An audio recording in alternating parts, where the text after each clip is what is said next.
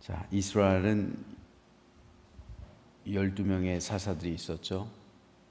온니엘, 에훗, 삼갈, 드보라, 기드온, 돌라, 야일, 입다, 입산, 엘론, 압돈, 삼손, 이렇게 12명의 사사들입니다.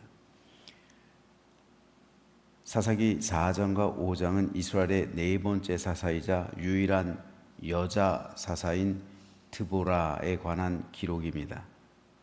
4장에서는 드보라와 바락이 이스라엘을 야빈의 압제에서 구원한 사실에 대해서 기록하고 있고, 5장에서는 드보라와 바락의 승전 노래를 기록하고 있습니다. 오늘 우리는 5장을 읽었는데 5장은 크게 세 문단으로 나눌 수가 있습니다. 1절에서 12절은 드보라와 바락의 승전과 서문 및 승전과 전반부를 기록하고 있고요. 13절에서 22절은 드보라와 바락의 승전과 중반부, 그리고 23절에서 31절은 드보라와 바락의 승전과 후반부 및 여사사 드보라의 40년 사역 기사의 종결 부분입니다. 자, 오늘은 이 가운데서 드보라와 바락의 승전가가 30절이거든요. 정확히 30절인데 그 가장 첫 구절인 2절 말씀에 대해서 살펴보겠습니다. 이스라엘의 영솔자들이 영솔하였고 백성이 즐거이 헌신하였으니 여호와를 찬송하라. 드보라는 자신의 승전가를 노래하면서 가장 처음에 드보라가 노래한 것이 바로 이스라엘의 영솔자들이 영솔하였고 백성이 즐거이 헌신하였으니 여호와를 찬송하라 라는 말이에요. 자, 여기서 드보라가 여호와를 찬송하는 이유가 두 가지입니다. 첫째로 영솔자들이 영솔하였기 때문, 둘째로 백성이 즐거이 헌신하였기 때문에 여호와를 찬송한다는 거예요. 왜냐하면 그래서 전쟁에 승리했기 때문입니다.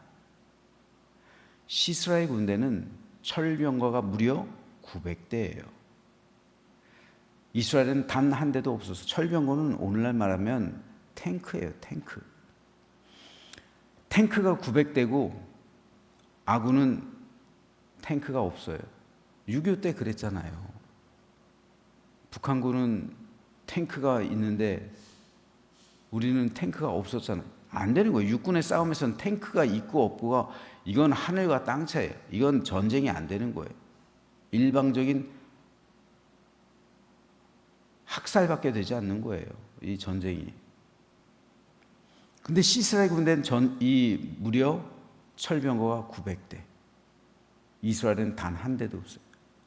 더군다나 이스라엘은 여자 사사가 부르니까 전쟁에 나오지 않은 족속 지파들이 있었어요. 여기도 나오죠. 너희가 어찌하여 가만히 있느냐. 여기도 나와요. 몇 지파가 있었어요. 그러니까 숫자도 모자라요. 그들이 가진 무기라고는 창과 방패, 기껏해야 활, 화살 이 정도밖에 없어요. 아주 열악합니다. 그래서 처음에 이스라엘 백성들은 다볼산 위에 있었어요. 다볼산 위쪽에, 정상 부근에. 왜요? 숫자도 적죠? 무기도 열악하죠? 이스라엘 군사가 취할 수 있는 유일한 전략은 산 위에 올라가는 거예요. 수비해야 되니까요. 공격을 못해요. 감히 1대1로 평지에서 못 싸운단 말입니다.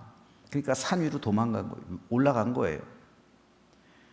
그래도 산 위에 있으면 철병거가 올라오는 건 막잖아요. 못 올라오잖아요, 철병거가. 그렇죠. 철병거가 못 올라오죠, 산 위에 있으니까.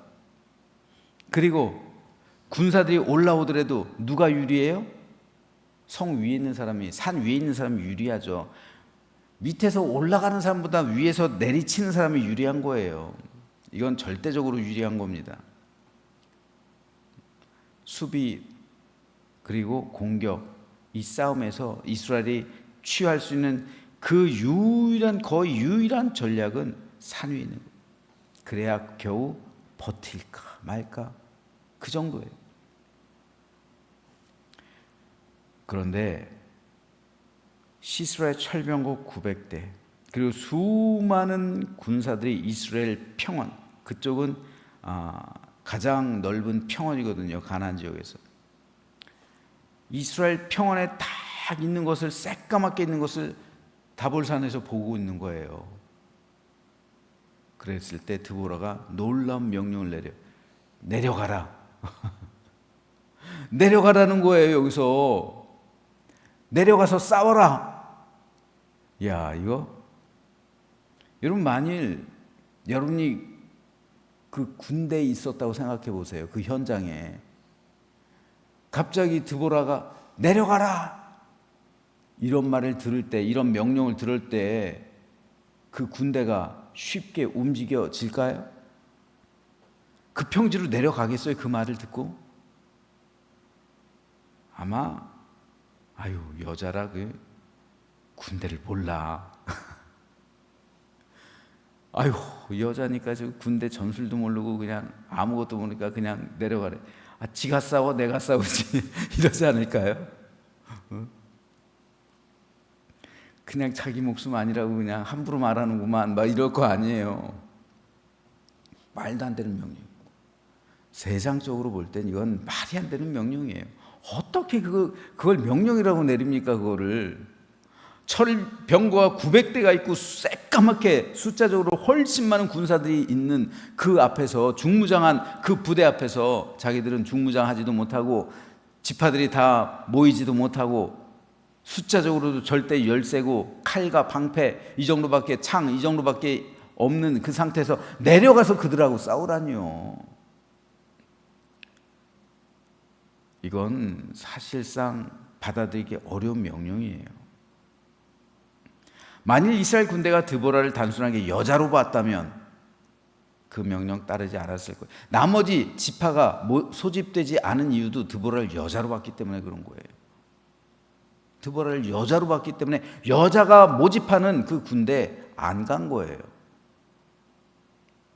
그런데 이스라엘 군사들은 드보라를 여자로 보는 게 아니에요. 사사로 봤단 말이에요.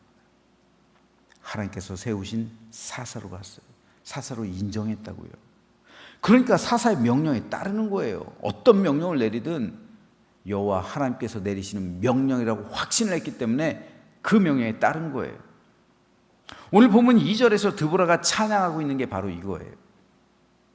여기서 드보라는 이스라엘의 영솔자들이 영솔하였고라고 말하는데, 영솔하다라는 말을 히브리어 원어로 해석하면, 직역하면요, 머리를 풀다라는 의미예요.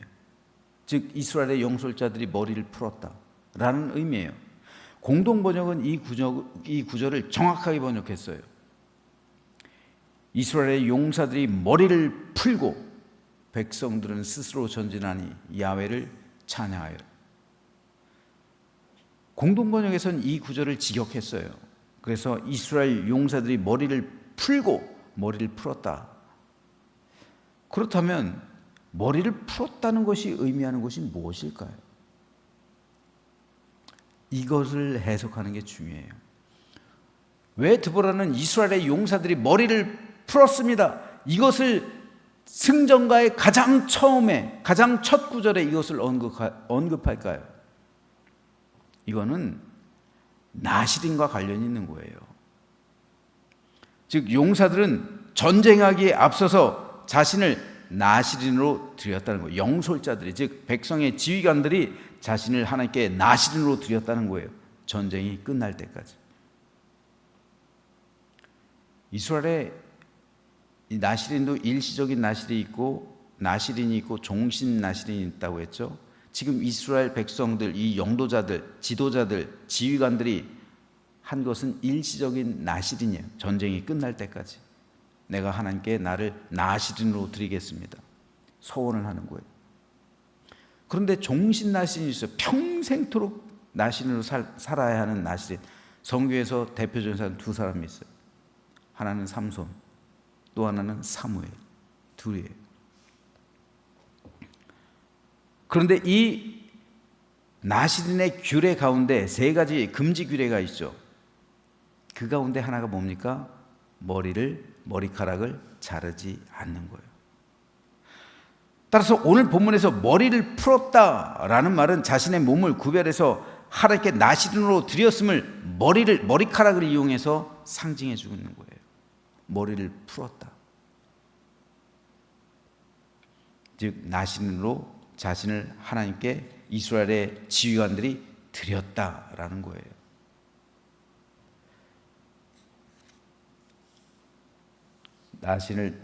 자신을 하나님께 나시린으로 드린 사람들은 하나님께 그 기간 동안 바쳐진 사람들, 하나님께 바쳐진 사람들이에요. 나시린은 헌신된 자들이에요. 따라서 2절 말씀을 가장 잘 번역하면 이렇게 돼요. 이스라엘의 영솔자들이 머리를 풀고 백성이 즐거이 헌신하였으니 여호와를 찬송하라. 머리를 풀었다, 나시린. 헌신하였다, 나시린. 이것과 연관되는 거예요. 즉 드보라는 시스라와의 전쟁에서 이긴 이유를 두 가지를 뽑고 있는 거예요. 첫째는 지휘관들이 자신을 나시린으로 드렸기 때문에, 둘째는 그 지휘관들의 말에 백성들이 즐거이 헌신하였기 때문에. 두 가지입니다. 왜요? 지휘관들이 자신을 나시린으로 드리고 백성이 그 지휘관들의 명령에 순종하고, 그 순간 이 전쟁은 이스라엘의 전쟁이 아니라 여호와의 전쟁이 되는 거예요. 여호와의 전쟁. 드보라가 꿰뚫고 있는 게 바로 그거예요. 이 전쟁은 사람이 싸워서는 못 이긴다. 그렇죠. 철병거 900대, 수많은 적들, 이걸 이스라엘 군사의 이 숫자도 열악하고 숫자도 모자라고 무기도 열악한데 이거 어떻게 싸워서 이겨요? 이건 안 되는 거예요. 이거 답이 아무리 다볼산이 아니라 히말라야 꼭대기에 올라가도 이건 안 되는 거예요. 이 싸움은 안 됩니다. 수비만 해서 안 되는 거예요. 함락되는 거예요. 이 싸움은 여호와의 싸움이 돼야 돼요. 여호와의 전쟁이 돼야 여호와께서 싸우시죠. 그럼 홍해를 가르신 분, 그리고 가나안 정복 전쟁을 행하신 분, 여리고성을 무너뜨리신 분, 그 하나님께 속한 여호와의 전쟁, 그 여호와의 전쟁의 계승을 지금 드보라가 꿈꾸고 있는 거예요. 우리는 약하지만 우리와 함께 하신 하나님, 그 여호수아와 함께 하신 하나님께서 여호와의 전쟁을 하셨던 것처럼 오늘 우리에게도 여호와의 전쟁이 임한다면 우리는 승리할 것이다. 그래서 백성의 지휘관들이 자신을 나시린으로 드린 거예요. 여호와의 전쟁을 하기 위해서. 이걸 찬양하는 겁니다. 가장 먼저. 그래서 드보라는요, 그래서 내려가라 말했던 거죠. 확신이 섰던 거예요. 아, 이 전쟁은 여호와의 전쟁이다. 그리고 지휘관들도 그걸 알았던 거예요. 그리고 백성들도 깨달은 거예요. 그러니까 내려가는 거예요. 그 순간 여호와의 군대가 그들을 앞서 행하시는 거예요. 그래서 그들을 철병거 900대를 깨뜨리시고 그들을 흩뜨러뜨리시고 승리하게 하신 겁니다. 이미 이들이 내려가는 순간 이미 승패는 결정된 거예요. 왜요? 여호와의 군대가 앞서 가시는 거예요. 여호와의 전쟁이 시작된 거예요. 따라서 이스라엘 백성이 여호와의 전쟁을 행할 수 있었던 이유를 드보라가 가장 먼저 찬양하고 있는 거예요. 첫째, 지휘관들이 자신을 나시린으로 드렸기 때문에. 둘째, 백성이 즐거이 헌신했기 때문에. 그 지휘관들의 명령에 순종했기 때문에. 이 두 가지가 여호와의 전쟁을 통해서 승리하게 된 결정적인 이유라고 드보라는 찬양하고 있는 겁니다. 그런데 이것은요, 오늘도 똑같아요. 하나님의 교회 역시 오늘날에도 여호와의 전쟁을 벌이는 교회가 있고 여호와의 전쟁이 아니라 자기들 힘으로 싸우는 교회가 있어요. 어떤 교회가 승리할까요? 여호와의 전쟁을 하는 교회는 승리합니다. 하지만 사람의 힘으로 운영되는 교회는 패배할 수밖에 없는 거예요. 승리하는 교회, 여호와의 전쟁을 하는 교회가 되기 위해서는 그렇기 때문에 오늘도 여전히 이 두 가지 조건이 반드시 있어야 되는 거예요. 첫째로 영솔자들, 즉 목회자들이 자신을 나시린으로 드려야 됩니다. 둘째로 성도들은 즐거이 헌신해야 돼요. 이 두 가지 조건이 반드시 교회에 있어야 여호와의 전쟁을 하게 되는 거예요. 영적 싸움에서 승리하는 거예요. 반대로 목회자들이 자신을 나시린으로 드리지 않거나 성도들 역시 즐거이 헌신하지 않으면 그 교회는 패배하는 겁니다. 자, 그렇다면 우리 교회는 어떻습니까? 저는 저를 비롯한 우리 교회 두 분의 목사님들, 부목사님들이 사무엘처럼 자신을 평생토록 나시린으로 드리게 되기를 소망합니다. 엄밀하게 말하면요, 목사가 되었다는 것 자체가 자신을 나시린으로 드린 거예요. 종신 나시린으로 드린 거예요. 즉 하나님께 바쳐진 자들이란 말이에요. 오늘날로 말하면, 구약시대로 말하면 오늘날의 목사들이 종신 나시린이란 말입니다. 하나님께 바쳐진 사람들이라는 거예요. 하나님께 드려진 사람들이라는 거예요. 그런데 종신 나시린도 삼손 같은 사람이 있고 사무엘 같은 사람이 있어요. 삼손은 종신 나시린 가운데 실패한 사람을 상징하고요, 사무엘은 성공한 사람을 상징해요. 삼손 같은 사람이 목회하면 그 교회 어떻게 되겠어요? 저는 저와 두 분의 부목사님들이 사무엘처럼 온전히 하나님께 자신을 드린, 하나님께 바쳐진 사람들, 종신 나시린이 되기를 소망합니다. 그래야 사탄의 세력과 싸워서 이길 수 있는 거예요. 그러지 않으면, 삼손이 약한 부분이 있었잖아요. 사단은 계속 삼손의 약한 부분을 삼손은 여자가 약했어요. 계속 거기를 파고드는 거예요. 목회자들도 마찬가지로 약한 부분이 있을 수 있어요. 계속 그걸 파고드는 거예요. 그렇기 때문에 자신을 하나님께 온전히 완전하게 드리지 않으면, 완전히 바치지 않으면 언젠가 무너져요. 목회자가 무너지면 교회는 영적 싸움을 싸울 수가 없어요. 목회자가 무너졌는데 어떻게 영적인 싸움을 싸워요? 그렇기 때문에 가장 중요한 그 목회자, 그러니까 여러분 목회자를 위해서 그래서 날마다 기도하시는 거예요. 기도해 주셔야 되고, 그래야 목회자가 자신을 온전하게 종신 나시린으로 바쳐야, 하나님께 드려야 영적 싸움이 되는 거예요. 이것이 첫 번째 조건이고요. 두 번째 조건은 성도들은 하나님 나라를 위해서 영적 전쟁에 참여하기 위해서 목회자를 도와 즐거이 헌신해야 됩니다. 죄의 일을 할 때는 즐거움과 기쁨으로 해야 되는 거예요. 억지로 시켜서 안 되는 거예요. 억지가 되고 강요가 되면요, 마음에 기쁨이 없어요. 시험이 와요. 즐거움이 아니라 괴로움이 있고요, 보람이 아니라 상처가 돼요. 억지로 주의 일을 하는 건 그거는 쉽지 않은 겁니다. 물론 억지로 하다가 나중에 그것이 기쁨이 될 수 있지만 대부분의 경우 그렇지 않아요. 따라서 즐겁게 헌신한다는 것, 기꺼이 헌신한다는 것, 이게 중요하죠. 그런데 어떻게 헌신을 하는데 즐겁게 할 수가 있어요? 어떻게 주의 일을 하는데 즐거울 수가 있어요? 어떻게 교회 일 하는데 즐거울 수가 있냐고요? 어떻게 해야 즐거울까요, 과연? 답은 하나예요. 은혜 받으면 되는 거예요. 은혜 받으면.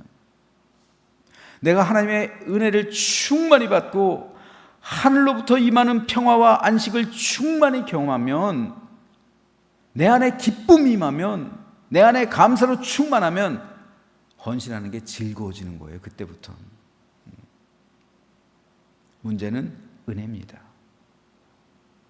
은혜를 받으면 하지 말라고 해도 해요. 하지만 은혜가 떨어지면 하라고 하면 시험 들어. 그렇죠. 은혜예요, 은혜.